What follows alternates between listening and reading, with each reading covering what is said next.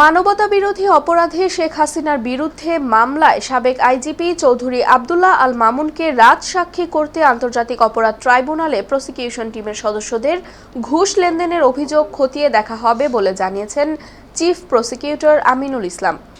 মঙ্গলবার ট্রাইব্যুনালে নিজ দফতরে এক ব্রিফিংয়ে তিনি কথা জানান। ট্রাইব্যুনালের প্রসিকিউটর কেউ অনিয়মে জড়িত থাকলে কঠোর ব্যবস্থা নেয়ার কথাও বলেন আমিনুল ইসলাম। চিফ প্রসিকিউটর এ সময় বলেছেন, জুলাই হত্যাকাণ্ডের মামলাগুলোর তদন্ত সঠিক হয়েছে কিনা যাচাই বাছাই করা হবে। যদি তদন্তে ভুল বা গাফিলতি থাকে সেই অনুযায়ী আইনি সুযোগ থাকলে তারও ব্যবস্থা নেওয়া হবে। এছাড়া আজ সকালে জুলাই আন্দোলনের মামলাসহ ট্রাইব্যুনালের সার্বিক পরিস্থিতি নিয়ে ট্রাইব্যুনালের প্রসিকিউশন টিমের সব সদস্যদের নিয়ে বৈঠক করে গুরুত্বপূর্ণ দিক নির্দেশনা দেন নবনিযুক্ত এই chief prosecutor. Mehjabin Khanam, news 21 news desk.